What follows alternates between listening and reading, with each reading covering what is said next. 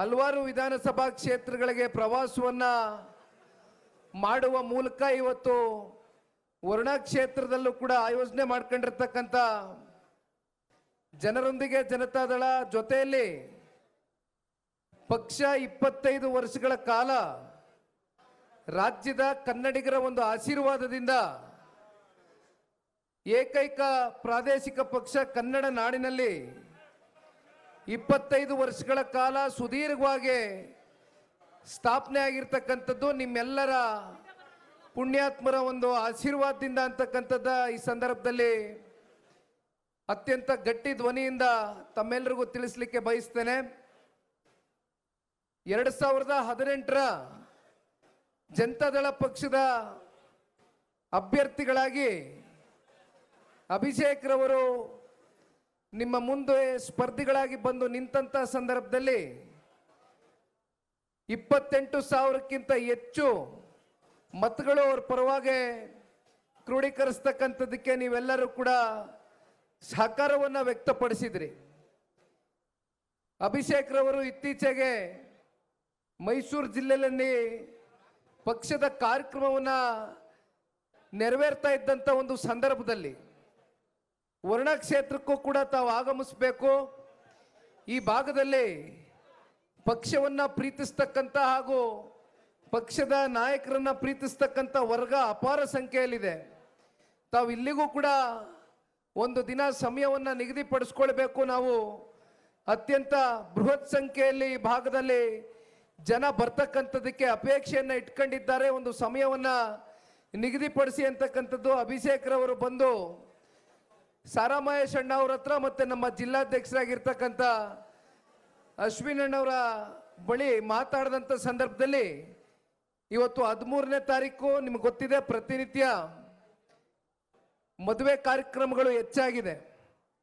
ಆದರೂ ಕೂಡ ವೈಯಕ್ತಿಕ ಕಾರ್ಯಕ್ರಮಗಳು ಹೆಚ್ಚಾಗಿರ್ತಕ್ಕಂಥ ಒತ್ತಡದಲ್ಲಿಯೂ ಕೂಡ ಬಹುತೇಕ ಇವತ್ತು ಕ್ಷೇತ್ರದಿಂದ ಪ್ರತಿ ಹಳ್ಳಿಯಿಂದ ಬಂದು ಅಪಾರ ಸಂಖ್ಯೆಯಲ್ಲಿ ಇವತ್ತು ಈ ಪಕ್ಷಕ್ಕೆ ಹಾಗೂ ಅಭಿಷೇಕ್ ರವರಿಗೆ ನೀವೆಲ್ಲರೂ ಕೂಡ ಸಹಮತವನ್ನು ವ್ಯಕ್ತಪಡಿಸ್ತಾ ಇರೋದನ್ನು ನೋಡಿದರೆ ಅಭಿಷೇಕ್ ರವರಿಗೆ ಒಂದು ಈ ಸಂದರ್ಭದಲ್ಲಿ ಪಕ್ಷದ ಒಬ್ಬ ಯುವ ಕಾರ್ಯಕರ್ತನಾಗಿ ನಿಮಗೆ ಒಂದು ಕಿವಿ ಮಾತನ್ನು ತಿಳಿಸ್ಲಿಕ್ಕೆ ಬಯಸ್ತೇನೆ. ಇವತ್ತೇನು ತಾವು ಹಾಕಿರ್ತಕ್ಕಂಥ ಒಂದು ಪ್ರತಿ ಕುರ್ಚಿಯಲ್ಲೂ ಕೂಡ ಜನ ಬಂದು ಕೂತು ಸಂಪೂರ್ಣ ಕುರ್ಚಿಯಲ್ಲಿ ಭರ್ತಿಯನ್ನು ಮಾಡಿ ಪಕ್ಷದ ಜೊತೆಯಲ್ಲಿ ಒಬ್ಬ ಯುವಕನಿಗೆ ನಾವು ಸಹಕಾರ ಕೊಡ್ತಕ್ಕಂಥ ನಿಟ್ಟಿನಲ್ಲಿ ಆಗಮಿಸಿದ್ದೇವೆ ಅಂತಕ್ಕಂಥ ಆತ್ಮವಿಶ್ವಾಸವನ್ನು ಕ್ಷೇತ್ರದ ಜನತೆ ತಮಗೇನು ಇವತ್ತು ನೀಡಿದ್ದಾರೆ. ಬಹುಶಃ ಇವತ್ತಿನ ಈ ಒಂದು ಸಭೆಯಲ್ಲಿ ಬಂದಿರತಕ್ಕಂಥ ಕ್ಷೇತ್ರದ ಜನ ಏನಿದ್ದಾರೆ, ನೀವು ಮುಂದಿನ ದಿನಗಳಲ್ಲಿ ಸಂಘಟಿತರಾಗಿ ಅತಿ ಹೆಚ್ಚು ಕ್ಷೇತ್ರದಲ್ಲಿ ಸಂಘಟನೆಗೆ ಒತ್ತನ್ನು ಕೊಡುವ ಮೂಲಕ ಯಾವುದೇ ವೈಯಕ್ತಿಕ ಸಮಾರಂಭಗಳಿರಲಿ, ಯಾವುದೇ ಸಾವು ನೋವುಗಳಿರಲಿ, ನೀವು ನಿರಂತರವಾಗಿ ಕ್ಷೇತ್ರದ ಜನತೆಯ ಜೊತೆ ಒಂದು ಒಡನಾಟ, ಪ್ರೀತಿ, ವಿಶ್ವಾಸದಿಂದ ಒಂದು ಬಾಂಧವ್ಯ ಮತ್ತು ಸಂಪರ್ಕವನ್ನು ಇಟ್ಕೊಂಡ್ರೆ ನನಗೆ ಸಂಪೂರ್ಣ ವಿಶ್ವಾಸ ಇದೆ. ಇಲ್ಲಿ ಮಾಜಿ ಸಚಿವರು ಸಾರಾ ಮಹೇಶ್ ಅಣ್ಣವರು ಕೂತಿದ್ದಾರೆ. ಅವರು ಕೂಡ ಈ ಕಾರ್ಯಕ್ರಮ ಇವತ್ತಿನ ದಿನಾಂಕವೇ ನಿಗದಿಯಾಗಬೇಕು ಅಂತಕ್ಕಂಥದ್ದನ್ನು ಅವರೇ ಕೂತು ಇವತ್ತು ಈ ಕಾರ್ಯಕ್ರಮವನ್ನು ನೆರವೇರಿಸ್ತಕ್ಕಂಥದ್ದಕ್ಕೆ ಮೂಲ ಕಾರಣಕರ್ತರಿದ್ದಾರೆ. ಅವ್ರ ಮುಂದೆಯೂ ಕೂಡ ನಾನು ತಿಳಿಸ್ಲಿಕ್ಕೆ ಬಯಸ್ತೇನೆ. ಇವತ್ತೇನು ಜನ ಇಲ್ಲಿ ಬಂದಿದ್ದಾರೆ, ಇವತ್ತು ಜನರೊಂದಿಗೆ ಜನತಾದಳ ಕಾರ್ಯಕ್ರಮಕ್ಕೆ ಇನ್ನು 10 ಪಟ್ಟು ಜನ ಮುಂದಿನ ದಿನಗಳಲ್ಲಿ ನೀವು ಯಾವ ರೀತಿ ಅವ್ರ ಜೊತೆ ನಡ್ಕೊಳ್ತೀರಿ ಅದನ್ನು ಜನ ಸೂಕ್ಷ್ಮವಾಗಿ ಗಮನಿಸಿ ಇನ್ನೂ ದೊಡ್ಡ ಅಪಾರ ಸಂಖ್ಯೆಯಲ್ಲಿ ನಿಮಗೆ ಬಂದು ಆಶೀರ್ವಾದ ಮಾಡ್ತಕ್ಕಂಥ ದಿನ ಭಾಳ ದೂರ ಇಲ್ಲ. ದಯಮಾಡಿ ತಾವು ಹೆದರ್ತಕ್ಕಂಥದ್ದಾಗಬಾರ್ದು. ಕಾರಣ ನಿಮ್ಮ ಮನಸ್ಸಿನಲ್ಲಿ ಒಂದು ಭಯ ಇರ್ಬೋದು, ಒಂದು ಆತಂಕ ಇರ್ಬೋದು. ಕರ್ನಾಟಕ ರಾಜ್ಯದ ಮಾನ್ಯ ಮುಖ್ಯಮಂತ್ರಿಗಳ ಕ್ಷೇತ್ರದಲ್ಲಿ ನಾನು ಯಾವ ರೀತಿ ಸಂಘಟನೆಯನ್ನು ಮಾಡ್ಬೋದು, ಯಾವ ರೀತಿ ಜನ ನನ್ನನ್ನು ಸ್ವೀಕಾರ ಮಾಡ್ತಾರೆ ಅಂತಕ್ಕಂಥ ಮನಸ್ಸಿನಲ್ಲಿ ನಿಮ್ಮಲ್ಲಿ ಏನಾದರೂ ದ್ವಂದ್ವದ ಏನಾದರೂ ಗೊಂದಲಗಳು ಇದ್ದರೆ ದಯವಿಟ್ಟು ತತ್ಕ್ಷಣ ಇದನ್ನು ಬದಿಗಿಟ್ಟು ಇಲ್ಲಿ ಸೇರಿರ್ತಕ್ಕಂಥ ಪುಣ್ಯಾತ್ಮರನ್ನ ನೋಡಿ. 100ಕ್ಕೆ 100 ತಮಿಳುನಾಡಿನಲ್ಲಿ ಏನಾಯಿತು, ಮುಖ್ಯಮಂತ್ರಿಗಳ ಸ್ವಂತ ಕ್ಷೇತ್ರದಲ್ಲಿ ಒಬ್ಬ ಯುವಕ ಬಂದು ಗೆದ್ದಂಥದ್ದನ್ನು ನೋಡಿದ್ದೇವೆ. ಇದು ಪ್ರಜಾಪ್ರಭುತ್ವದಲ್ಲಿ ಬದಲಾವಣೆ ಅಂತಕ್ಕಂಥದ್ದು ಆಯಾ ಕಾಲಘಟ್ಟದಲ್ಲಿ ಜನ ತೀರ್ಮಾನ ಮಾಡ್ತಾರೆ, ಜನ ನಿರ್ಣಯ ಮಾಡ್ತಾರೆ. ಯಾರು ಕ್ಷೇತ್ರದ ಅಭಿವೃದ್ಧಿಯ ಪರವಾಗಿ ಬಂದು ನಿಂತಿದ್ದಾನೆ ಅಂತಕ್ಕಂಥದ್ದನ್ನ ಸಾಬೀತು ಮಾಡಬೇಕು ಅಂದ್ರೆ ಮೊದಲು ನೀವು ಕ್ಷೇತ್ರದ ಜನತೆಯ ಜೊತೆ ಚುನಾವಣೆ ಸೋತಿದ್ದೀವಿ ಅಂತಕ್ಕಂಥದ್ದನ್ನ ನೀವು ತಲೆನಲ್ಲಿ ಇಟ್ಕೊಂಡು ಮನೆಯಲ್ಲಿ ಕೂತ್ರೆ ಯಾವುದೇ ಕಾರಣಕ್ಕೂ ಜನರ ಮನಸ್ಸನ್ನ ಗೆಲ್ಲಿಕ್ಕಾಗೋದಿಲ್ಲ. ಬದಲಾಗಿ ಚುನಾವಣೆಯ ಸೋಲು ಗೆಲುವು ಏನೇ ಇರ್ಬೋದು, ಅದನ್ನ ಸಮಚಿತ್ತವಾಗಿ ಸಮತೋಲನೆಯಲ್ಲಿ ತಗೊಂಡು ಹೋಗ್ತಕ್ಕಂಥದ್ದು ಆಗಬೇಕಾಗ್ತದೆ. ಯುವಕರಿದ್ದೀರಿ, ನಿಮ್ಮಲ್ಲಿ ಇನ್ನೂ ದುಡಿತಕ್ಕಂಥ ಒಂದು ಇಚ್ಛಾಶಕ್ತಿಯನ್ನು ಬೆಳೆಸ್ಕೊಳ್ಳಿ. ಖಂಡಿತವಾಗ್ಲೂ ಮುಂದೊಂದು ದಿನ ಕ್ಷೇತ್ರದ ಜನತೆ ನಿಮ್ಮನ್ನು ಗುರುತಿಸ್ತಕ್ಕಂಥ ಕೆಲಸವನ್ನು ಮಾಡ್ತಾರೆ ಅಂತಕ್ಕಂಥದ್ದನ್ನ ಈ ಸಂದರ್ಭದಲ್ಲಿ ಪಕ್ಷದ ಒಬ್ಬ ಯುವ ಕಾರ್ಯಕರ್ತನಾಗಿ ನಿಮಗೆ ತಿಳಿಸ್ಲಿಕ್ಕೆ ಬಯಸ್ತೇನೆ. ನಾನು ಪ್ರಾರಂಭದಲ್ಲಿ ಮಾತಾಡಬೇಕಾದ್ರೆ ತಮಗೆ ಹೇಳ್ತಾ ಇದ್ದೆ, 25 ವರ್ಷಗಳ ಕಾಲ ಕನ್ನಡ ನಾಡಿನಲ್ಲಿ ಕನ್ನಡದ ನೆಲ, ಜಲ, ಭಾಷೆ ಮತ್ತೆ ಕನ್ನಡದ ಅಸ್ಮಿಯತೆಗೋಸ್ಕರ ಹೋರಾಟ ಮಾಡಿರ್ತಕ್ಕಂಥ ಜಾತ್ಯತೀತ ಜನತಾದಳ ಪಕ್ಷವನ್ನ ತಾವೆಲ್ಲರೂ ಕೂಡ ನಿರಂತರವಾಗಿ ಬೆಂಬಲಿಸ್ಕೊಂಡು ಬಂದಿದ್ದೀರಿ. ನಾವೆಲ್ಲ ನೋಡ್ತಾ ಇದ್ದೇವೆ ಇತ್ತೀಚಿನ ದಿನಗಳಲ್ಲಿ ಪಕ್ಷದಿಂದ ರಾಜಕೀಯವಾಗಿ ಬೆಳೆದು ಉಂಡು ತಿಂದು ಬೆಳೆದಂತ ಮನೆಗೆ ಕೊನೆಗೆ ಅವರ ರಾಜಕೀಯದ ಒಂದು ಲೆಕ್ಕಾಚಾರದ ಹಿನ್ನೆಲೆಯಲ್ಲಿ ಪಕ್ಷವನ್ನ ತ್ಯಜಿಸಿ ಹೋಗಿ ಇವತ್ತು ಸದನದ ಒಳಗಡೆ ಅಂದ್ರೆ ವಿಧಾನಸೌಧದ ಕಲಾಪದ ಒಳಗಡೆ ಯಾವ್ಯಾವ ರೀತಿ ಚರ್ಚೆಗಳು ನಡೀತಾ ಇದೆ ಅಂತಕ್ಕಂಥದ್ದು ಒಬ್ಬ ಪಕ್ಷದ ಕಾರ್ಯಕರ್ತನಾಗಿ ನಾನೆಲ್ಲವೂ ಕೂಡ ಸೂಕ್ಷ್ಮವಾಗಿ ಗಮನಿಸ್ತಾ ಇದ್ದೇನೆ. ಪಕ್ಷದ ಕಾರ್ಯಕರ್ತರಲ್ಲಿ ಒಂದು ಮಾತನ್ನ ತಿಳಿಸ್ಲಿಕ್ಕೆ ಬಯಸ್ತೇನೆ. ಯಾರು ಇವತ್ತು ಜನತಾದಳ ಪಕ್ಷದ ಸಂಖ್ಯೆಯ ಬಲದ ಬಗ್ಗೆ ಬಹಳ ಲಘುವಾಗಿ ಚರ್ಚೆಯನ್ನ ಮಾಡ್ತಾ ಇದ್ದಾರೆ. ಒಂದು ವಿಚಾರ ನಾನು ಇವತ್ತು ನಿಮ್ಮ ಮುಂದೆ ಇಡ್ಲಿಕ್ಕೆ ಬಯಸ್ತೇನೆ. 2004ರಿಂದ ಅಂದ್ರೆ ಸರಿಸುಮಾರು 2 ದಶಕಗಳು ಕಳೆದಿದೆಯಣ್ಣ. ಕಳೆದ 2 ದಶಕದಲ್ಲಿ 20 ವರ್ಷದಿಂದ 54 ಜನ ಜನತಾದಳ ಪಕ್ಷದಿಂದ ಶಾಸಕ ಸ್ಥಾನವನ್ನು ಅನುಭವಿಸಿ ಪಕ್ಷವನ್ನ ಬಿಟ್ಟು ಮತ್ತೊಂದು ರಾಷ್ಟ್ರೀಯ ಪಕ್ಷಕ್ಕೆ ಅವರವರ ರಾಜಕೀಯದ ಲೆಕ್ಕಾಚಾರದ ಲಾಭ ನಷ್ಟದ ಲೆಕ್ಕಾಚಾರದ ತೀರ್ಮಾನಗಳು ತಗೊಂಡಂತ ಸಂದರ್ಭದಲ್ಲಿಯೂ ಕೂಡ ಪಕ್ಷ ಇವತ್ತು ಇಷ್ಟು ಸದೃಢವಾಗಿ ಗಟ್ಟಿಯಾಗಿ ಉಳಿದಿದೆ ಅಂತಕ್ಕಂಥದ್ದು ಈ ಸಂದರ್ಭದಲ್ಲಿ ಯಾರಿಗಾದ್ರೂ ಅದರ ಒಂದು ಯಶಸ್ಸು ಸಂಪೂರ್ಣವಾಗಿ ಸಿಕ್ಕಬೇಕು ಅಂದ್ರೆ ಅದು ಪಕ್ಷದಲ್ಲಿ ಯಾವುದೇ ಹಳ್ಳಿಗಳಲ್ಲಿ ಯಾವುದೇ ಆಸೆಗಳು ಆಕಾಂಕ್ಷೆಗಳು ಇಟ್ಕೊಳ್ದಿರ ನಿಸ್ವಾರ್ಥವಾಗಿ ಜನತಾದಳ ಪಕ್ಷ ಉಳಿಬೇಕು, ಒಂದು ಪ್ರಾದೇಶಿಕ ಪಕ್ಷ ಉಳಿಬೇಕು, ರೈತರ ಪರವಾಗಿ ಧ್ವನಿಯಾಗಿ ಕೆಲಸ ಮಾಡ್ತಾ ಇರ್ತಕ್ಕಂಥ ದೇವೇಗೌಡರು ಸಾಹೇಬರು ಕಟ್ಟಿರ್ತಕ್ಕಂಥ ಪಕ್ಷ ಉಳಿಬೇಕು ಅಂತಕ್ಕಂಥ ಹೋರಾಟದ ಛಲದಿಂದ ನಮ್ಮ ಪಕ್ಷದ ಕಾರ್ಯಕರ್ತ ಬಂಧುಗಳು ನಿಸ್ವಾರ್ಥ ಸೇವೆ ಇವತ್ತು ಇಡೀ ರಾಜ್ಯದ ಉದ್ದಗಲಕ್ಕೂ ಏನು ಸಲ್ಲಿಸ್ತಾ ಇದ್ದಾರೆ. ನೀವ್ಯಾರು ಕೂಡ ಧೃತಿಗೆಡ್ತಕ್ಕಂಥ ಪರಿಸ್ಥಿತಿ ಇವತ್ತು ನಮ್ಮ ಕಣ್ಣು ಮುಂದೆ ಬಂದು ನಿಂತಿಲ್ಲ. ಹೀಯಾಳಿಸ್ತಕ್ಕಂಥವ್ರು ಬಹಳ ಜನ ಇದ್ದಾರೆ, ಅಪಹಾಸ್ಯ ಮಾಡ್ತಕ್ಕಂಥವ್ರು ಬಹಳ ಜನ ಇದ್ದಾರೆ. ಅವ್ರು ಮರ್ತಿರ್ಬೋದು ಅವ್ರು ಬಂದಂತ ರಾಜಕೀಯ ದಾರಿ ಏನಿದೆ. ಬಹುಶಃ ಇವತ್ತು ಈ ಕ್ಷೇತ್ರದಲ್ಲಿ ಬಂದು ನಿಂತು ನಾವು ಮಾತನಾಡಬೇಕಾದ್ರೆ ನಿಮ್ಮೆಲ್ರಿಗೂ ಗೊತ್ತಿದೆ ನಾನು ಯಾರ ಬಗ್ಗೆ ಮಾತನಾಡ್ತಾ ಇದ್ದೇನೆ ಅಂತ. ಮುಖ್ಯಮಂತ್ರಿಗಳು ಮಾತೆತ್ತಿದ್ರೆ ನಾನು ಅಹಿಂದ ನಾಯಕ ಅಂತಕ್ಕಂಥದ್ದನ್ನ ಮಾತನಾಡ್ತಾರೆ. ನಾನು ಸಮಾಜವಾದಿ, ಹಿಂದುಳಿರ್ತಕ್ಕಂಥವ್ರಿಗೆ ಚಾಂಪಿಯನ್ ಲೀಡರ್ ಅಂತಕ್ಕಂಥದ್ದನ್ನ ಹೇಳ್ತಾರೆ. ಆದರೆ ನಿಮ್ಮನ್ನ ಆ ಚಾಂಪಿಯನ್ ಲೀಡರ್ ಅಂತಕ್ಕಂಥದ್ದನ್ನ ನಿಮ್ಮನ್ನ ನೀವು ಕರ್ಕೊಳ್ತಕ್ಕಂಥದ್ದಕ್ಕೆ ಅದಕ್ಕೆ ರಾಜಕೀಯವಾಗಿ ನಿಮ್ಮನ್ನ ಗುರುತಿಸಿ ಶಕ್ತಿ ತುಂಬಿಸ್ತಂತ ನಾಯಕರು ಯಾರು, ಪಕ್ಷ ಯಾವುದು ಅಂತಕ್ಕಂಥದ್ದನ್ನ ಬಹುಶಃ ಅವರು ನಡೆದು ಬಂದಂತ ಒಂದು ದಾರಿಯನ್ನ ಮರ್ತಿದ್ದಾರೆ ಅಂತಕ್ಕಂಥದ್ದನ್ನ ಬಹುಶಃ ಈ ಸಂದರ್ಭದಲ್ಲಿ ಬಹಳ ಬೇಸರದಿಂದ ಹೇಳಬೇಕಾಗ್ತದೆ. ಯಾಕೆಂದ್ರೆ ಇವತ್ತೇನು ಮಾನ್ಯ ಮುಖ್ಯಮಂತ್ರಿಗಳಾಗಿ ಕರ್ನಾಟಕ ರಾಜ್ಯದಲ್ಲಿ 2ನೇ ಬಾರಿ ಮುಖ್ಯಮಂತ್ರಿಗಳ ಪಟ್ಟದಲ್ಲಿ ಆ ಸ್ಥಾನದಲ್ಲಿ ಬಂದು ಕೂತಿದ್ದಾರೆ. ಈ ಸ್ಥಾನಕ್ಕೆ ಬಂದು ಅವರು ಕೂರ್ಲಿಕ್ಕೆ ಬಹುಮುಖ್ಯವಾಗಿ ಪಾತ್ರಧಾರಿಗಳಾದಂಥವರು ಅವ್ರನ್ನ ರಾಜಕೀಯ ಜೀವನದಲ್ಲಿ ಮಾರ್ಗದರ್ಶನವನ್ನ ನೀಡುತ್ತಾ ಅವರ ಜೊತೆಯಲ್ಲಿ ಪ್ರತಿಯೊಂದು ವಿಚಾರದಲ್ಲಿನೂ ಬೆಂತಟ್ತಾ ಬಹಳ ಜನ ಅಗ್ರಗಣ್ಯ ನಾಯಕರುಗಳು ಜನತಾ ಪರಿವಾರದಲ್ಲಿ ಹಿಂದೆ ಇದ್ರು. ಆದರೆ ಅದರ ಮಧ್ಯ ಸನ್ಮಾನ್ಯ ಮಾಜಿ ಪ್ರಧಾನಮಂತ್ರಿಗಳು ಪಕ್ಷದ ವರಿಷ್ಠರು ದೇವೇಗೌಡರು ಸಾಹೇಬರು ಅವತ್ತು ತಗೊಂಡಂತ ಒಂದು ತೀರ್ಮಾನ ಇತ್ತಲ್ಲ, ಬಹುಶಃ ಅವ್ರು ಮರ್ತಿರ್ಬೋದು. ಅವ್ರ ಕೈನಲ್ಲಿ ಬಡ್ಜೆಟ್ ಅನ್ನ ಮಂಡನೆ ಮಾಡಿಸ್ತಕ್ಕಂಥದ್ದಕ್ಕೆ ಇವತ್ತೇನು 17ನೇದೋ 18ನೇದೋ ದಾಖಲೆ ಪ್ರಮಾಣದ ಬಡ್ಜೆಟ್ ನ ಮಂಡನೆ ಮಾಡ್ತಾ ಇದ್ದೀನಿ ಅಂತಕ್ಕಂಥ ಬೆನ್ನನ್ನ ತಟ್ಕೊಳ್ತಕ್ಕಂಥ ಮಾನ್ಯ ಮುಖ್ಯಮಂತ್ರಿಗಳಿದ್ದಾರೆ. ಅವತ್ತು ಸನ್ಮಾನ್ಯ ದೇವೇಗೌಡರು ಸಾಹೇಬರು ಬಡ್ಜೆಟ್ ಅನ್ನ ಮಂಡನೆ ನಿಮ್ಮ ಕೈಯಲ್ಲಿ ಮಾಡಿಸದೆ ಹೋಗಿದ್ರೆ ಇವತ್ತು ಈ ರಾಜ್ಯದಲ್ಲಿ ನೀವು ಮುಖ್ಯಮಂತ್ರಿಗಳಾಗ್ಲಿಕ್ಕೆ ಆಗ್ತಾ ಇತ್ತ? ನೀವೇನು ನಿಮ್ಮನ್ನ ನೀವು ಆರ್ಥಿಕ ತಜ್ಞ ಅಂತಕ್ಕಂಥದ್ದನ್ನ ನೀವು ಬಿಂಬಿಸ್ತೀರಿ, ಆ ಸ್ಥಾನ ಇವತ್ತು ನಿಮ್ಗೆ ದೊರಕಲಿಕ್ಕೆ ಆಗ್ತಾ ಇತ್ತ? ಯಾವ ಒಂದು ಪಕ್ಷ ನಿಮ್ಗೆ ಉಪಮುಖ್ಯಮಂತ್ರಿ ಸ್ಥಾನದ ಪಟ್ಟದವರೆಗೂ ಕೊಂಡೊಯ್ತು, ಅಂತ ಪಕ್ಷದ ಬಗ್ಗೆ, ಅಂತ ಪಕ್ಷದ ನಾಯಕರ ಬಗ್ಗೆ ಸದನದ ಒಳಗಡೆ ನಿಂತ್ಕೊಂಡು ಈಗಾಗಲೇ 17ಕ್ಕೆ ಕುಸ್ತೋಗಿದೆ ಜನತಾದಳ ಪಕ್ಷ, ಮುಂದೊಂದು ದಿನ ಸಿಂಗಲ್ ಡಿಜಿಟ್ಗೆ ಬರ್ತದೆ ಅಂತಕ್ಕಂಥ ಅಪಹಾಸ್ಯವನ್ನು ಮಾಡಿದ್ದಾರೆ. ಮಾನ್ಯ ಮುಖ್ಯಮಂತ್ರಿಗಳು ಪ್ರತಿನಿಧಿಸ್ತಕ್ಕಂಥ ಈ ಒಂದು ಕ್ಷೇತ್ರದಲ್ಲಿ ಇವತ್ತು ನಿಂತ್ಕೊಂಡು ಒಬ್ಬ ಪಕ್ಷದ ಯುವ ಕಾರ್ಯಕರ್ತನಾಗಿ ಈ ಸವಾಲನ್ನ ಸ್ವೀಕಾರ ಮಾಡಲಿಕ್ಕೆ ಬಯಸ್ತೇನೆ. ಮಾನ್ಯ ಮುಖ್ಯಮಂತ್ರಿಗಳೇ,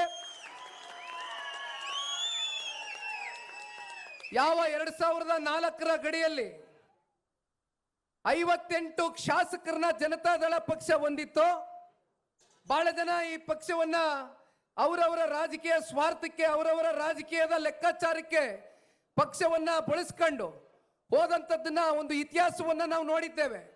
54 ಜನ ಸಂಖ್ಯೆ ನಾನು ಹೇಳಿದೆ ಶಾಸಕರಾಗಿದ್ರು ಅಂತ, ಬಿಟ್ಟೋದ್ರು ಪಕ್ಷವನ್ನ. ಆದ್ರೆ ಇವತ್ತು ಪಾರ್ಟಿ ಉಳಿದಿದೆ. ಪಕ್ಷವನ್ನ ಕಟ್ಟಿ ನಿಮ್ಮ ಎದುರುಗಡೆನೆ ಬೆಳೆಸಿ 2004ರಲ್ಲಿ ನೀವಿದ್ದಂಥದ್ದ ಸಂದರ್ಭದಲ್ಲಿ 58 ಸ್ಥಾನ ಪಕ್ಷ ಏನ್ ಪಡೀತೋ ಅದಕ್ಕೆ ಮೀರಿ ಒಂದು ಸ್ಥಾನ ಹೆಚ್ಚಿಗೆನಾದ್ರೂ ಜನತಾದಳ ಪಕ್ಷದ ಕಾರ್ಯಕರ್ತರು ಜನತಾದಳ ಪಕ್ಷಕ್ಕೆ ಹಾಗೂ ರಾಜ್ಯದ ಕನ್ನಡ ನಾಡಿನ 7.5 ಕೋಟಿ ಕನ್ನಡಿಗರ ಒಂದು ಆಶೀರ್ವಾದದಿಂದ ಮತ್ತೊಮ್ಮೆ 2028ಕ್ಕೆ ಜನಪರವಾದಂತ ಸರ್ಕಾರವನ್ನ, ಜನರಿಗೋಸ್ಕರ NDA ಮಿತ್ರಕೂಟದ ಸರ್ಕಾರವನ್ನ ರಚನೆ ಮಾಡತಕ್ಕಂಥ ಸವಾಲನ್ನ ಸ್ವೀಕಾರ ಮಾಡಿ ನಮ್ಮ ಪಕ್ಷದ ಕಾರ್ಯಕರ್ತರು ರಾಜ್ಯದ ಮೂಲ ಮೂಲೆಯಲ್ಲೂ ಕೂಡ ಓಡಾಡ್ತಾರೆ ಅಂತಕ್ಕಂಥದ್ದು ನನಗೆ ಸಂಪೂರ್ಣ ಆತ್ಮವಿಶ್ವಾಸ ಇದೆ. ತಾವೆಲ್ಲ ನೋಡಿದಿರಿ ಎಷ್ಟು ಜನ ಪ್ರಾದೇಶಿಕ ಪಕ್ಷವನ್ನ ಕಟ್ಟಲಿಕ್ಕೆ ಹೋದ್ರು. ಇದೇ ಮಾನ್ಯ ಮುಖ್ಯಮಂತ್ರಿಗಳು ಒಂದು ಪ್ರಾದೇಶಿಕ ಪಕ್ಷವನ್ನ ಸ್ಥಾಪನೆ ಮಾಡಿದ್ರು. ಯಾತಕ್ಕೋಸ್ಕರ ನೀವು ಪ್ರಾದೇಶಿಕ ಪಕ್ಷ ಸ್ಥಾಪನೆ ಮಾಡಿದ್ರಿ?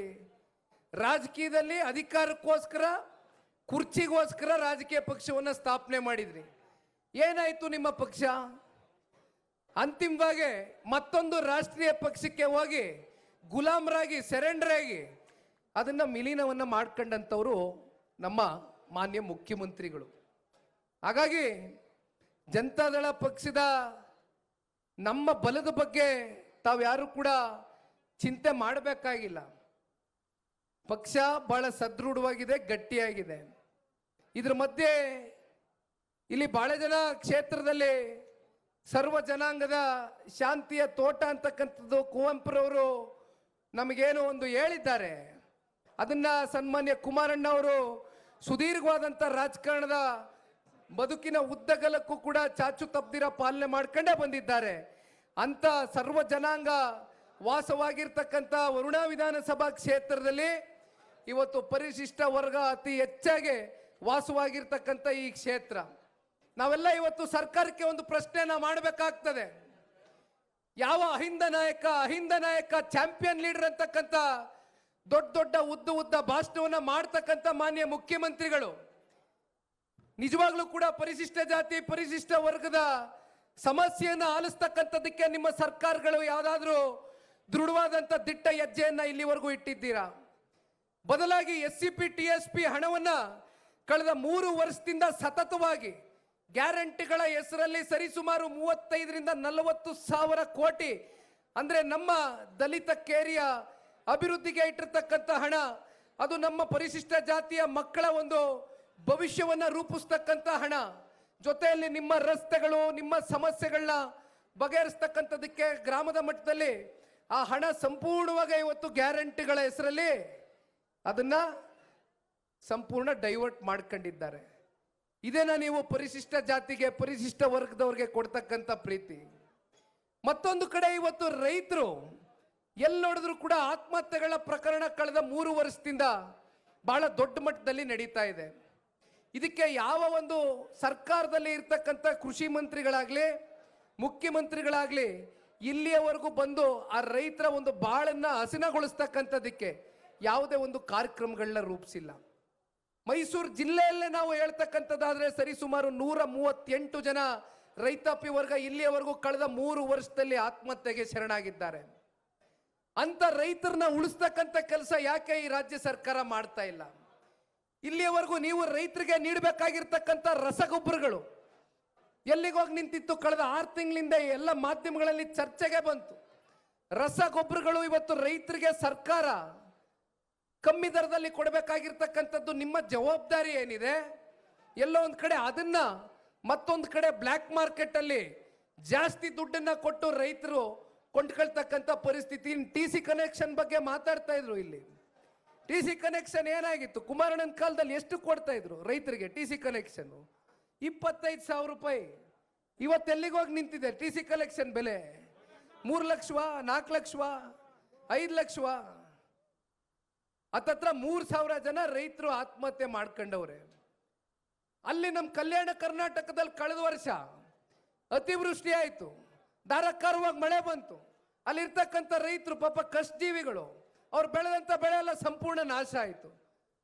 ರಾಜ್ಯ ಸರ್ಕಾರದಿಂದ ಕೃಷಿ ಮಂತ್ರಿಗಳಾಗ್ಲಿ ಮಾನ್ಯ ಮುಖ್ಯಮಂತ್ರಿಗಳಾಗ್ಲಿ ಬಂದು ಅಲ್ಲಿರ್ತಕ್ಕಂಥ ರೈತರ ಜೊತೆ ನಾವಿದ್ದೇವೆ ಅಂತಕ್ಕಂಥ ಸಾಂತ್ವನ ಹೇಳುವ ಮೂಲಕ ಅವ್ರಿಗೆ ಏನಾದರೂ ಆರ್ಥಿಕವಾಗಿ ನೆರವನ್ನ ನೀಡಬೇಕಾದಂಥದ್ದು ನಿಮ್ಮ ಜವಾಬ್ದಾರಿ, ನಿಮ್ಮ ಕರ್ತವ್ಯ ಇತ್ತು. ಆದರೆ ನಿಮ್ಮ ಕರ್ತವ್ಯದಲ್ಲಿ ಪ್ರತಿ ಹಂತದಲ್ಲೂ ಕೂಡ ಲೋಪ ಆಗ್ತಾ ಇದೆ. ಏನಾದರೂ ಇವತ್ತು ನಮ್ಮ ಕನ್ನಡದ ನಾಡಿನಲ್ಲಿ ನಮ್ಮ ರೈತಾಪಿ ವರ್ಗವನ್ನ ಉಳಿಸ್ತಕ್ಕಂಥ ಪ್ರಯತ್ನವನ್ನ ಇವತ್ತೇನಾದರೂ ಅತ್ಯಂತ ಅಲ್ಪ ಅವಧಿಯ ಸರ್ಕಾರದಲ್ಲಿ ಮಾಡಿರ್ತಕ್ಕಂಥ ಕೀರ್ತಿ ಯಾರಿಗಾದ್ರೂ ಸಲ್ಲಬೇಕು ಅಂದ್ರೆ ಅದು ನೀವು ಬೆಳೆಸಿರ್ತಕ್ಕಂಥ ಮಾನ್ಯ ಕುಮಾರಣ್ಣ ಅವರಿಗೆ. 25,000 ರೈತ ಕುಟುಂಬಗಳಿಗೆ ಕೇವಲ 14 ತಿಂಗಳಲ್ಲಿ ಒಂದು ಮಾತನ್ನ ಕೊಡ್ತಾರೆ. ಸಮ್ಮಿಶ್ರ ಸರ್ಕಾರದ ಒತ್ತಡಗಳು ಇದೆ, ಕಾಂಗ್ರೆಸ್ನವ್ರ ಜೊತೆಗೆ ಸರ್ಕಾರವನ್ನ ಮಾನ್ಯ ಕುಮಾರಣ್ಣ ಅವರು ರಚನೆ ಮಾಡ್ತಕ್ಕಂಥದಕ್ಕೆ ಬಂದು ಕುಮಾರಣ್ಣ ಅವರ ಮನೆ ಬಾಗಿಲು ಬಳಿ ಬಂದು ಕೂತ್ಕೊಂಡ್ರು ಕಾಂಗ್ರೆಸ್ನವರು. ಸರಿ ಸುಮಾರು 25,000 ಕೋಟಿ ಈ ದೇಶದ ಇತಿಹಾಸದಲ್ಲಿ ಯಾವ್ದಾದ್ರೂ ಒಬ್ಬ ರೈತ ನಾಯಕ ರೈತರ ಸಂಕಷ್ಟವನ್ನ ಕಣ್ಣಾರೆ ಕಂಡು ರೈತರನ್ನ ಒಮ್ಮೆ ಆದ್ರೂ ಋಣಮುಕ್ತರಾಗಿ ಮಾಡಬೇಕು ಅಂತಕ್ಕಂಥ ದೃಢ ತೀರ್ಮಾನವನ್ನು ತಗೊಂಡಂಥದ್ದು ನೀವು ಬೆಳೆಸಿರ್ತಕ್ಕಂಥ, ನೀವು ಹರಿಸಿರ್ತಕ್ಕಂಥ ಸನ್ಮಾನ್ಯ ಕುಮಾರಣ್ಣ ಅವರು ಅಂತಕ್ಕಂಥದ್ದು ಈ ಸಂದರ್ಭದಲ್ಲಿ ನಾವೆಲ್ಲರೂ ಕೂಡ ಅವ್ರು ಕೊಟ್ಟಂತ ಕಾರ್ಯಕ್ರಮವನ್ನ ಸ್ಮರಿಸ್ಕೊಳ್ಬೇಕಾಗ್ತದೆ. ಹಾಗಾಗಿ ಇವತ್ತು ಪ್ರತಿನಿತ್ಯ ಮಾತನಾಡ್ತಕ್ಕಂಥ ಈ ರಾಜ್ಯ ಸರ್ಕಾರ, ಇವತ್ತಿನ ರಾಜ್ಯ ಸರ್ಕಾರದ ಆರ್ಥಿಕ ಪರಿಸ್ಥಿತಿ ಎಲ್ಲಿ ತಲುಪಿದೆ ಅಂತಕ್ಕಂಥದ್ದು ನಾವು ಪ್ರಶ್ನೆ ಮಾಡ್ತಕ್ಕಂಥದ್ದಾದ್ರೆ ಮಾನ್ಯ ಮಾಜಿ ಸಚಿವರು ಸಾರಾ ಮಹೇಶ್ ಅಣ್ಣ ಅವರು ಮಾತಾಡ್ಬೇಕಾದ್ರೆ ಹೇಳ್ತಾ ಇದ್ರು, ಇವತ್ತು ಗ್ಯಾರಂಟಿಗಳದು ಸಂಪೂರ್ಣ ಅಂಕಿಅಂಶ ಇಟ್ಟು ಹೇಳಿದ್ರು. ಎಷ್ಟು ತಿಂಗಳಿಗೆ 2,000 ರೂಪಾಯಿ ಎಷ್ಟು ತಿಂಗಳಿಗೆ ಹೋಗಿ ಮುಟ್ತದೆ, ಆ ಗ್ಯಾರಂಟಿ ಹಣ ನಿಮ್ಗೆ ಎಷ್ಟು ಬಂದದೆ ನಿಮ್ಮ ಖಾತೆಗಳಿಗೆ? ಗ್ಯಾರಂಟಿಯನ್ನೇ ಮುಂದಿಟ್ಟು ಮಾತನಾಡ್ತಕ್ಕಂಥ ರಾಜ್ಯ ಸರ್ಕಾರ, ಮಾನ್ಯ ಮುಖ್ಯಮಂತ್ರಿಗಳು ನಮ್ಮ ರಾಜ್ಯವನ್ನ ಅತಿ ಹೆಚ್ಚು ಕಾಲ ಆಡಳಿತವನ್ನು ಮಾಡಿರ್ತಕ್ಕಂಥ ಕೀರ್ತಿ ಒಂದೇ ಅವ್ರಿಗೆ ಸಲ್ಲಬೇಕು.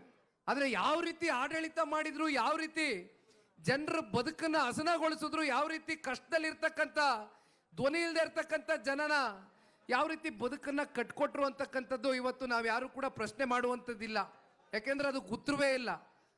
ಆದರೆ ಇಷ್ಟು ವರ್ಷ ನಾನು ಹಿಂದಿದ್ದಂಥ ದಿವಂಗತ ಮಾಜಿ ಮುಖ್ಯಮಂತ್ರಿಗಳು ದೇವರಾಜು ಅರಸರವರ ರೆಕಾರ್ಡನ್ನು ಬ್ರೇಕ್ ಮಾಡಬೇಕು ಅಂತಕ್ಕಂಥದ್ದು ಮಾತ್ರ ಮಾನ್ಯ ಮುಖ್ಯಮಂತ್ರಿಗಳ ಕಲ್ಪನೆ ಆಗಿತ್ತು ಹೊರತುಪಡಿಸಿ ಯಾವುದೇ ಕನ್ನಡ ನಾಡಿನಲ್ಲಿ ನಮ್ಮ ನಾಡಿನ ಜನತೆಗೆ ಒಂದು ಸಮೃದ್ಧವಾದಂಥ ಬಾಳ್ತಕ್ಕಂಥದ್ದಕ್ಕೆ ಒಂದು ಅವಕಾಶವನ್ನು ಕಲ್ಪಿಸ್ಕೊಡ್ಬೇಕು ಕಾರ್ಯಕ್ರಮದ ಮೂಲಕ ಅಂತಕ್ಕಂಥ ಚಿಂತನೆ ಎಂದು ಕೂಡ ಮಾನ್ಯ ಮುಖ್ಯಮಂತ್ರಿಗಳು ಮಾಡಲಿಲ್ಲ. ಬದಲಾಗಿ ನಮ್ಮ ತಲೆ ಮೇಲೆ ಪ್ರತಿಯೊಬ್ಬ ಕನ್ನಡಿಗನ ಒಬ್ಬ ಪ್ರಜೆ ಮೇಲೆ ಇರ್ತಕ್ಕಂಥ ಸಾಲದ ಹೊರೆ ಎಷ್ಟಪ್ಪ ಅಂದ್ರೆ 1,17,000 ರೂಪಾಯಿ. ಅಂದ್ರೆ ಮಾನ್ಯ ಮುಖ್ಯಮಂತ್ರಿಗಳ ಇಷ್ಟು ವರ್ಷದ ಆಡಳಿತದಲ್ಲಿ ಅತಿ ಹೆಚ್ಚು ಸಾಲವನ್ನ ಮಾಡಿರ್ತಕ್ಕಂಥ ಕೀರ್ತಿ ಯಾವುದಾದ್ರೂ ನಮ್ಮ ಕನ್ನಡ ನಾಡಿನಲ್ಲಿ ಮುಖ್ಯಮಂತ್ರಿಗಳಿಗೆ ಸೇರಬೇಕು ಅಂದ್ರೆ ಅದು ಮಾನ್ಯ ಸಿದ್ದರಾಮಯ್ಯ ಅವ್ರಿಗೆ ಸೇರಬೇಕು. ಎಷ್ಟು ಸಾಲ ಮಾಡಿದ್ದಾರಪ್ಪ ಅಂದ್ರೆ ಇವತ್ತಿರ್ತಕ್ಕಂಥ ಕಳೆದ ಸಾಲಿನ ಬಡ್ಜೆಟ್ನ ಸಾಲದ ಪ್ರಮಾಣ 8,24,000 ಕೋಟಿ. ಅದರಲ್ಲಿ ಅತಿ ಹೆಚ್ಚು ಆಡಳಿತ ಮಾಡಿರ್ತಕ್ಕಂಥದ್ದು ಸಿದ್ದರಾಮಣ್ಣ ಅವರೇ. ಸ್ವಾತಂತ್ರ್ಯ ಬಂದಾಗಿಂದ ಹಲವಾರು ಜನ ದೊಡ್ಡ ದೊಡ್ಡ ಅಗ್ರಮಾನ್ಯ ನಾಯಕರುಗಳು ರಾಜ್ಯವನ್ನು ಪ್ರತಿನಿಧಿಸಿ ಮುಖ್ಯಮಂತ್ರಿಗಳ ಪಟ್ಟವನ್ನು ಅಲಂಕರಿಸಿರ್ತಕ್ಕಂಥದ್ದು ನೋಡಿದ್ದೇವೆ. ಎಲ್ಲ ಮುಖ್ಯಮಂತ್ರಿಗಳನ್ನೂ ನೀವು ಸಾಲದ ಹೊರೆ ಎಷ್ಟು ನಮ್ಮ ತಲೆ ಮೇಲೆ ಹೆಗಲ ಮೇಲೆ ಹಾಕಿದ್ದಾರೆ ಅಂತಕ್ಕಂಥದ್ದನ್ನ ಚರ್ಚೆ ಮಾಡಿ, ಇನ್ನು ಮುಖ್ಯಮಂತ್ರಿಗಳು ಎಷ್ಟು ಸಾಲ ಮಾಡಿದ್ದಾರೆ ಅಂತಕ್ಕಂಥ ಚರ್ಚೆ ಮಾಡೋದಾದ್ರೆ 8,24,000 ಕೋಟಿಲಿ 5 ಲಕ್ಷ ಕೋಟಿಗೂ ಅಧಿಕ ಸಾಲ ಮಾನ್ಯ ಮುಖ್ಯಮಂತ್ರಿಗಳ ಕಾಲಾವಧಿನಲ್ಲಿ ಆಗಿರ್ತಕ್ಕಂಥದ್ದು. ಇದೇನಾ ಮಾನ್ಯ ಮುಖ್ಯಮಂತ್ರಿಗಳ ಸಾಧನೆ ಅಂತಕ್ಕಂಥದ್ದನ್ನ ಇವತ್ತು ಜನ ಬೀದಿ ಬೀದಿನಲ್ಲಿ ಚರ್ಚೆ ಮಾಡ್ತಾ ಇದ್ದಾರೆ. ಇವತ್ತು ಒಂದು ಅಂಶವನ್ನ ನಾನು ಬಹಳ ಹತ್ತಿರದಿಂದ ಗಮನಿಸಿರ್ತಕ್ಕಂಥದ್ದು ಏನಪ್ಪಾ ಅಂದ್ರೆ, ಕುಮಾರಣ್ಣ ಅವರು ಕಳೆದ ಲೋಕಸಭಾ ಚುನಾವಣೆಯ ಸಂದರ್ಭದಲ್ಲಿ ಮಂಡ್ಯದಿಂದ ಅನಿರೀಕ್ಷಿತವಾಗಿ ಚುನಾವಣೆಯಲ್ಲಿ ಸ್ಪರ್ಧೆ ಮಾಡಬೇಕಾದಂಥ ಒಂದು ಪರಿಸ್ಥಿತಿ ಅವ್ರ ಮುಂದೆ ಬಂದು ನಿಂತ್ಕೊಳ್ತು. ಆಗ ಕುಮಾರಣ್ಣ ಅವರು ಚುನಾವಣೆಯನ್ನು ಸ್ಪರ್ಧೆ ಮಾಡಾಯಿತು. ಒಂದೂವರೆ ವರ್ಷ ಕಳೆದಿದೆ. ಇವತ್ತು ನಿಮ್ಮೆಲ್ಲರ ಒಂದು ಆಶೀರ್ವಾದದಿಂದ ವಿಶೇಷವಾಗಿ ಹಳೆ ಮೈಸೂರು ಪ್ರಾಂತ್ಯದಲ್ಲಿ ಚಾಮರಾಜನಗರ ಒಂದು ಹೊರತುಪಡಿಸಿ ಮಿಕ್ಕಂತ ಎಲ್ಲ ಕ್ಷೇತ್ರಗಳಲ್ಲೂ ಕೂಡ NDA ಮಿತ್ರಕೂಟದ ಅಭ್ಯರ್ಥಿಗಳು ಗೆದ್ದಿರ್ತಕ್ಕಂಥದ್ದನ್ನ ತಾವು ನೋಡಿದ್ದೀರಿ. ನಿಮ್ಮೆಲ್ಲರ ಸಹಕಾರ, ನಿಮ್ಮೆಲ್ಲರ ಪ್ರೀತಿ ವಿಶ್ವಾಸವೂ ಕೂಡ ಅದಕ್ಕೆ ಬಹುಮುಖ್ಯವಾದಂಥ ಒಂದು ಕಾರಣ ಆಗಿತ್ತು. ಕುಮಾರಣ್ಣ ಅವರು ಇವತ್ತು ಕೇಂದ್ರದಲ್ಲಿ ಸಚಿವ ಸ್ಥಾನವನ್ನು ಅಲಂಕರಿಸಿದ್ದಾರೆ. ಈ ದೇಶದ ಗೌರವಾನ್ವಿತ ಪ್ರಧಾನಮಂತ್ರಿಗಳು ಸನ್ಮಾನ್ಯ ಕುಮಾರಣ್ಣ ಅವರಿಗೆ 2 ಉನ್ನತವಾದಂಥ ಖಾತೆಗಳನ್ನ ಕೊಟ್ಟಿದ್ದಾರೆ. ಆದರೂ ಕೂಡ ಕುಮಾರಣ್ಣ ಅವರ ಚಿಂತೆ ಕೇವಲ ಅವರು 2 ಖಾತೆಗೆ ಸೀಮಿತವಾಗಿ ಇಲ್ಲಿವರೆಗೂ ಕುಮಾರಣ್ಣ ಅವರು ಕೆಲಸ ಮಾಡ್ತಾ ಇಲ್ಲ. ಬದಲಾಗಿ ಇಲ್ಲಿ ಕೇಳಿ ಮಹೇಶ್ ಅಣ್ಣ ಅವ್ರು ಕೂತವ್ರೆ, ನನ್ನ ಆತ್ಮೀಯ ಗೆಳೆಯ ಹರೀಶ್ ರವ್ರು ಕೂತವ್ರೆ, ಪಿರಿಯಾಪಟ್ಟಣ ನಿಕಟಪೂರ್ವ ಶಾಸಕರು ಮಾದೇವಣ್ಣ ಅವ್ರು ಕೂತವ್ರೆ, ಅಶ್ವಿನ್ ಅವರಿದ್ದಾರೆ. ಇವರು ಎಲ್ಲರೂ ಕೂಡ ಕಳೆದ ವರ್ಷನೂ ಸಮಸ್ಯೆ ಆಯಿತು, ಈ ವರ್ಷನೂ ಸಮಸ್ಯೆ ಆಯಿತು. ತಂಬಾಕು ಬೆಳೀತಕ್ಕಂಥವ್ರು ನಮ್ಮ ಮೈಸೂರು ಜಿಲ್ಲೆಯಲ್ಲಿ ಮಾತ್ರ ಇರತಕ್ಕಂಥದ್ದು. ಅದು ಕೇವಲ ಬೆರಳೆಣಿಕೆಯಷ್ಟು ಕ್ಷೇತ್ರದಲ್ಲಿ ಮಾತ್ರ ತಂಬಾಕುವನ್ನು ಬೆಳೆದು ಜೀವನವನ್ನು ಸಾಗಿಸ್ತಕ್ಕಂಥ ರೈತರು. ಕಳೆದ ವರ್ಷ ಇದೇ ರೀತಿ ಸಮಸ್ಯೆ ಆದಾಗ ಮೈಸೂರು ಜಿಲ್ಲೆಯ ನಾಯಕರು ಒಂದು ದಂಡು ಸನ್ಮಾನ್ಯ ಕುಮಾರಣ್ಣ ಅವ್ರ ಹತ್ರ ಬಂದು ಈ ರೀತಿ ಸಮಸ್ಯೆ ಇದೆ, ಯಾಗಾದರೂ ಮಾಡಿ ರೈತರ ಆ ಒಂದು ತಂಬಾಕು ಬೆಳೀತಕ್ಕಂಥ ರೈತರ ಒಂದು ಪ್ರೊಡಕ್ಷನ್ನ ಖರೀದಿ ಮಾಡ್ತಕ್ಕಂಥದ್ದಕ್ಕೆ ನೀವು ಆದೇಶವನ್ನು ಹೊರಡಿಸ್ತಕ್ಕಂಥದ್ದಕ್ಕೆ ಅಲ್ಲಿರ್ತಕ್ಕಂಥ ಕಾಮರ್ಸ್ ಮತ್ತು ಇಂಡಸ್ಟ್ರಿ ಮಂತ್ರಿಗಳು ಪಿಯೂಷ್ ಗೋಯಲ್ ರವ್ರ ಜೊತೆಗೆ ಒಂದು ಸಮಯ ನಿಗದಿ ಮಾಡಿ ಅಂದರು. ಬಂದು ಕೂತ್ಕೊಂಡ್ರು. ಕಳೆದ ವರ್ಷ ಬಗೆಹರಿತು. ಯಾಕಿದನ್ನು ಹೇಳ್ತಾ ಇದ್ದೀನಿ ಅಂದರೆ, ಇದು ಸನ್ಮಾನ್ಯ ಕುಮಾರಣ್ಣ ಅವರು ಕೇವಲ ಅವರ ಖಾತೆಗಳಿಗೆ ಸೀಮಿತವಾಗಿ ಇವತ್ತು ಪ್ರತಿನಿಧಿಸ್ತಾ ಇಲ್ಲ.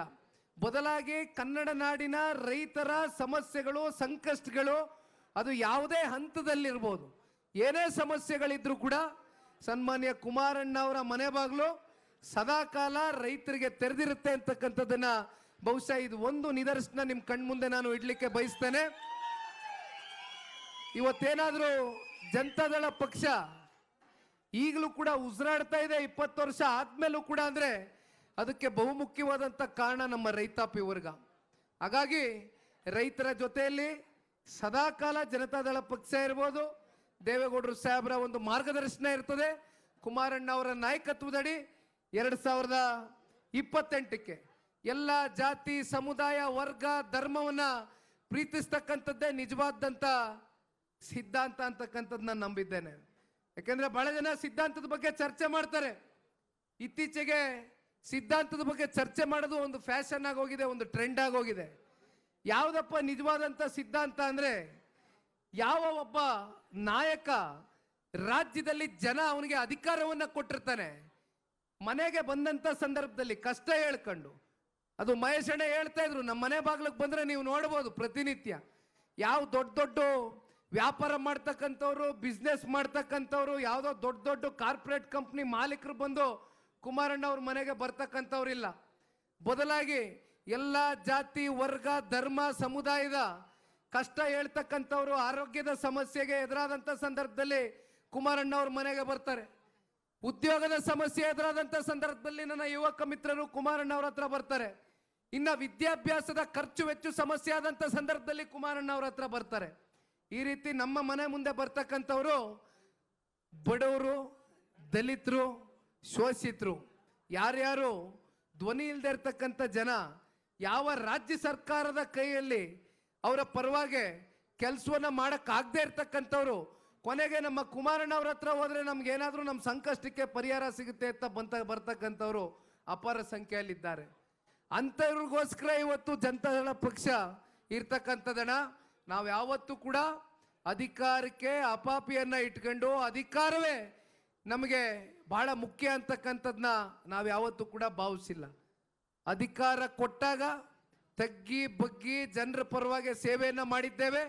ಅಧಿಕಾರ ಇಲ್ಲದೆ ಹೋದಾಗಲೂ ಕೂಡ ಜನ ಕಷ್ಟ ಅಂತ ಬಂದಾಗ ಸನ್ಮಾನ್ಯ ದೇವೇಗೌಡರು ಕುಮಾರಣ್ಣ ಅವರು ಶಕ್ತಿ ಮೀರಿ ನಾಡಿನ ಜನತೆಯ ಪರವಾಗಿ ಇಲ್ಲಿಯವರೆಗೂ ಕೂಡ ಧ್ವನಿಯಾಗಿ ನಿಮ್ಮ ಜೊತೆಯಲ್ಲಿ ನಿಂತು ಕೆಲಸವನ್ನ ನಿರ್ವಹಣೆ ಮಾಡ್ತಾ ಇದ್ದಾರೆ. ಇಂಥ ಒಂದು ಪ್ರಾದೇಶಿಕ ಪಕ್ಷಕ್ಕೆ ನೀವೆಲ್ಲರೂ ಗುರುತಿಸಿ ಶಕ್ತಿಯನ್ನು ತಂದುಕೊಟ್ಟಿದ್ದೀರಿ. ಇವತ್ತು ವರ್ಣ ಕ್ಷೇತ್ರದಿಂದ ನಿಂತ್ಕೊಂಡು ಸನ್ಮಾನ್ಯ ದೇವೇಗೌಡರು ಸಾಹೇಬರಿಗೆ ಈ ಪಕ್ಷದ ಒಬ್ಬ ಯುವ ಕಾರ್ಯಕರ್ತನಾಗಿ ವೇದಿಕೆ ಮೇಲೆ ಇರ್ತಕ್ಕಂಥ ಎಲ್ಲ ಕಾರ್ಯಕರ್ತ ಬಂಧುಗಳು ನಮ್ಮ ಜೊತೆಯಲ್ಲಿ ನಿಂತ್ಕೊಂಡು ಪಕ್ಷ ಕಟ್ಟತಕ್ಕಂಥದಕ್ಕೆ 25 ವರ್ಷ ಬೆಳ್ಳಿ ಹಬ್ಬವನ್ನು ಏನು ಆಚರಣೆ ಮಾಡ್ತಾ ಇದೆ ಪಕ್ಷ. ಮತ್ತೆ 25 ವರ್ಷ ಮತ್ತಷ್ಟು ಭದ್ರವಾದಂಥ ಬುನಾದಿಯನ್ನು ಹಾಕುವ ಮೂಲಕ ಸುವರ್ಣ ಮಹೋತ್ಸವವನ್ನು ಕೂಡ ಆಚರಣೆ ಮಾಡ್ತಕ್ಕಂಥ ಶುಭ ಸಂದರ್ಭ ಬಹಳ ದೂರ ಇಲ್ಲ ಅಂತಕ್ಕಂಥದ್ದನ್ನ ಇವತ್ತು ಸನ್ಮಾನ್ಯ ದೇವೇಗೌಡರು ಸಾಹೇಬರಿಗೆ ವರ್ಣ ಕ್ಷೇತ್ರದಿಂದ ಒಂದು ಸಂದೇಶವನ್ನು ನಮ್ಮ ಪಕ್ಷದ ಕಾರ್ಯಕರ್ತ ಬಂಧುಗಳು ಒಂದು ಸವಾಲಾಗಿ ಸ್ವೀಕಾರ ಮಾಡಿ ಈ ಸಂದೇಶವನ್ನ 93 ವಯಸ್ಸಿನ ದೇವೇಗೌಡರು ಸಾಹೇಬರಿಗೆ ಸಾರಬೇಕು ಅಂತಕ್ಕಂಥದ್ದು ಈ ಸಂದರ್ಭದಲ್ಲಿ ನಿಮ್ಮೆಲ್ಲರಲ್ಲೂ ಕೈ ಜೋಡಿಸಿ ಮನವಿಯನ್ನು ಮಾಡ್ತಾ ಇವತ್ತಿನ ಕಾರ್ಯಕ್ರಮಕ್ಕೆ ಬಹಳಷ್ಟು ಜನ ಮಾಧ್ಯಮದ ಸ್ನೇಹಿತರು ಕೂಡ ಆಗಮಿಸಿದ್ದೀರಿ. ಅದು ನಮ್ಮ ಪತ್ರಿಕಾ ಮಾಧ್ಯಮ ಇರ್ಬೋದು, ದೃಶ್ಯ ಮಾಧ್ಯಮ ಇರ್ಬೋದು, ಒಟ್ಟಾರೆಯಾಗಿ ಪತ್ರಿಕೋದ್ಯಮ ಮಾಧ್ಯಮದ ಎಲ್ಲ ನನ್ನ ಮಿತ್ರರಿಗೆ ಇವತ್ತಿನ ಈ ಕಾರ್ಯಕ್ರಮದ ಆಗಮನಕ್ಕೆ ನಿಮ್ಮೆಲ್ಲರಿಗೂ ಕೂಡ ಅಭಿನಂದನೆಗಳನ್ನ ಸಲ್ಲಿಸ್ತಾ ಮತ್ತೆ ಪೊಲೀಸು ಸಿಬ್ಬಂದಿಗಳಿಗೂ ಕೂಡ ಇವತ್ತಿನ ಕಾರ್ಯಕ್ರಮ ಬಹಳ ಅಚ್ಚುಕಟ್ಟಾಗಿ ನೆರವೇರಿಸ್ತಕ್ಕಂಥದಕ್ಕೆ ನೀವೆಲ್ಲರೂ ಕೂಡ ನಿಂತು ಬಹಳ ಚೆನ್ನಾಗಿ ಕಾರ್ಯಕ್ರಮವನ್ನು ನಡೆಸ್ಕೊಟ್ಟಿದ್ದೀರಿ. ನಮ್ಮ ಕಾರ್ಯಕರ್ತ ಬಂಧುಗಳಿಗೆ ಮತ್ತೆ ಕ್ಷೇತ್ರದಿಂದ ಬಂದಿರತಕ್ಕಂಥ ಎಲ್ಲ ನಮ್ಮ ಹಿರಿಯ ತಂದೆ ತಾಯಂದಿರುಗಳಿಗೆ ಊಟದ ವ್ಯವಸ್ಥೆ ಇವತ್ತು ಅಭಿಷೇಕ್ ರವರ ಹುಟ್ಟುಹಬ್ಬದ ಪ್ರಯುಕ್ತ ಕ್ಷೇತ್ರದ ಜನತೆಯ ಪರವಾಗಿ ಪಕ್ಷದ ಒಬ್ಬ ಯುವ ಕಾರ್ಯಕರ್ತನಾಗಿ ಅಭಿಷೇಕ್ ರವರಿಗೆ ತಾಯಿ ಚಾಮುಂಡೇಶ್ವರಿ ಎಲ್ಲ ರೀತಿ ರಾಜಕೀಯವಾಗಿ ಜನರ ಹತ್ರ ಹೋಗಿ ಜನರ ಕಷ್ಟದಲ್ಲಿ ಒಬ್ಬರು ಪಾತ್ರದಾರರಾಗಿ ಸೇವೆಯನ್ನು ಮಾಡ್ತಕ್ಕಂಥದಕ್ಕೆ ಶಕ್ತಿಯನ್ನು ತಾಯಿ ನೀಡಲಿ ಅಂತಕ್ಕಂಥದ್ದನ್ನ ಈ ಸಂದರ್ಭದಲ್ಲಿ ಹೇಳ್ತಾ ಮತ್ತೊಮ್ಮೆ ಇವತ್ತಿನ ಈ ಕಾರ್ಯಕ್ರಮಕ್ಕೆ ಬಂದು ಭಾಗವಹಿಸಿ ಈ ಕಾರ್ಯಕ್ರಮದ ಯಶಸ್ಸಿಗೆ ಪಾತ್ರದಾರರಾಗಿರ್ತಕ್ಕಂಥ ಕ್ಷೇತ್ರದ ಎಲ್ಲ ಪದಾಧಿಕಾರಿಗಳು, ಕಾರ್ಯಕರ್ತರು, ಮುಖಂಡರು ಎಲ್ರಿಗೂ ಸೇರಿ ನನ್ನ ಕೋಟಿ ಕೋಟಿ ಪ್ರಣಾಮಗಳನ್ನ ಅರ್ಪಿಸುತ್ತಾ ನನ್ನ ಮಾತಿಗೆ ವಿರಾಮವನ್ನು ಕೊಡ್ತೇನೆ. ಜೈ ಹಿಂದ್, ಜೈ ಕರ್ನಾಟಕ ಮಾತು.